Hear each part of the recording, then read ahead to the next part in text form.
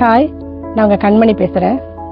நம்ம லைஃப்பில் சில நேரங்களில் நம்மளால் ஓவர் கம் பண்ணவே முடியாத ஒரு சில சூழ்நிலை வருதில்ல, சில ப்ராப்ளம்ஸு, சில சுச்சுவேஷன்ஸ். அந்த நேரத்தில் நம்ம எவ்வளோ இது எப்படி நம்ம ஓவர் கம் பண்ணலாம் அப்படின்னு நம்ம யோசிக்கிறோம்ல. ஆனால் அதை பண்ணி தான் ஆகணும் அப்படின்னு ஒரு நேரம் வரும்பொழுது நம்ம கண்டிப்பாக அதை அக்செப்ட் பண்ணி தான் ஆகணும். ஒரு ப்ராவர்ப் இருக்கு இல்லையா, தீதும் நன்றும் பிறர் தர வாரா. அதோட மீனிங் என்ன சொல்றாங்கன்னா, இல்லை நன்மைகள் வந்தாலும் அது நம்மால தான், அதே மாதிரி வர்ற கஷ்டங்களும் நம்மால தான். ஆனால் பல நேரம் நம்ம என்ன பண்ணிடுறோம்னா, நமக்கு கிடைக்கிற சந்தோஷங்கள், நமக்கு கிடைக்கிற நல்ல விஷயங்களை நம்ம என்ன பண்றோம், எந்த காரணங்களும் சொல்லாம நம்ம அப்படியே என்ன பண்றோம், அக்செப்ட் பண்றோம். ஆனா சில ப்ராப்ளமோ கஷ்டமோ ஒரு பிறரால் வரலாம், அல்லது நமக்கு தெரியாமலே கூட வரலாம். இதுக்கு என்ன காரணம்னு கண்டுபிடிக்கவே முடியாது. அந்த மாதிரி நேரத்துல நாம என்ன பண்ண, அக்செப்ட் பண்ணாமலே இருக்கிறோம். அப்படி பண்ணாதனால என்ன ஆகுதுன்னா, நமக்குள்ள ஸ்ட்ரெஸ், நாம குறை சொல்ல ஆரம்பிக்கிறோம், நம்முடைய ஹெல்த் பாதிக்கப்படுது, இப்படி நிறைய இஷ்யூஸ் நமக்கு வருது. நம்முடைய செல்ஃப் கான்ஃபிடன்ஸ் போயிடுது, மென்டல் பீஸ் போகுது இல்லையா.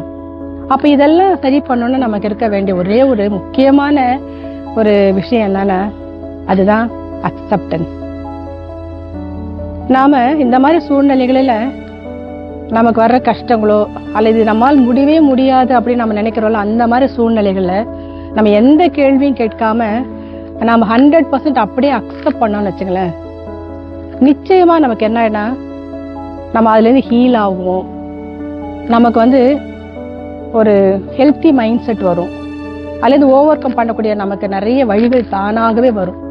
அது ஃபெய்த்தா இருக்கலாம், அல்லது யூனிவர்ஸோட ஒரு பவரா இருக்கலாம். ஆனா நம்ம அக்செப்ட் பண்ண அந்த நிமிஷத்துல இருந்தே அந்த ப்ராப்ளத்துக்கான ஒரு வழி கண்டிப்பா வரும்.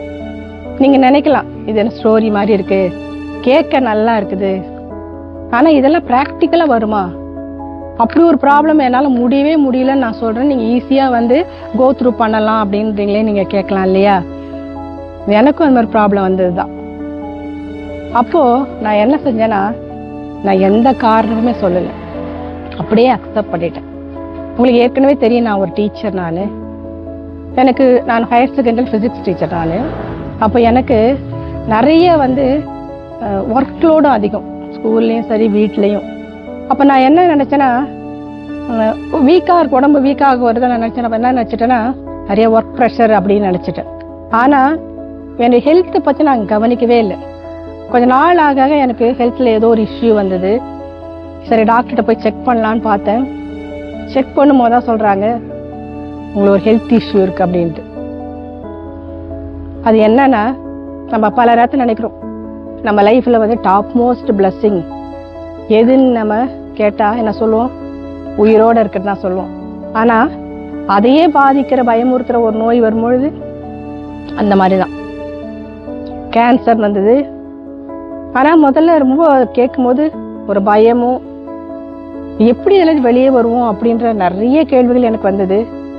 ஆனால் ஒரு விஷயம்தான், சரி வந்துடுச்சு, இனிமேல் இதுலேருந்து நம்ம வெளியில் வரணும் அப்படின்னு அதை முழுசாக நான் அக்செப்ட் பண்ணிட்டேன். அது என்னுடைய ஃபெய்த்து தான் நான் நினைக்கிறேன். அந்த பவர், என்னோட ஃபேமிலியும் என்னோட பிரதர்ஸ் எல்லாமே சப்போர்ட்டாக இருந்தாங்க. ஆனாலும் அந்த அக்செப்டன்ஸ் என்கிட்ட இருந்ததுனால அந்த ட்ரீட்மெண்ட் எல்லாம் என்னால் ஈஸியாக கோ த்ரூ பண்ண முடிஞ்சது. அது அவ்வளோ கஷ்டமான ட்ரீட்மெண்ட்டாக இருந்தால் கூட நான் அதை எப்படியாவது வெளியில் வரணும் அப்படின்ற ஒரே எண்ணம், அந்த ஒரு அக்செப்டன்ஸ் என்ன பண்ணுச்சுன்னா, அந்த 6 மாதம் ட்ரீட்மெண்ட் அழகாக முடிஞ்சு திரும்பவும் நான் என்னுடைய பணிக்கு திரும்பி போனேன். அப்போ தான் யோசித்தேன், அப்போது அதை முழுசாக நான் ஏற்றுக்கிட்டு இதுலேருந்து வெளியில் வரணும்னு நான் நினைக்கும் பொழுது எனக்கு கொடுத்த ட்ரீட்மெண்ட் அல்லது அதுக்கான வழிகள் எல்லாமே திறக்கப்பட்டது. நான் மறுபடியும் பார்த்தீங்கன்னா அதை விட நல்லாவே திரும்பவும் என்னுடைய பணியை தொடர்ந்தேன்.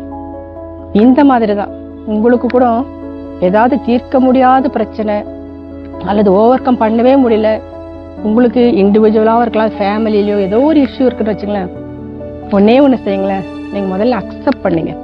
அக்செப்ட் பண்ணால் அதற்கான வழிகள் வரும், அது ஹீல் ஆகும், அது ஃபுல்லாகவே ரெக்கவர் ஆகிடும். இது கண்டிப்பாக நடக்கும்.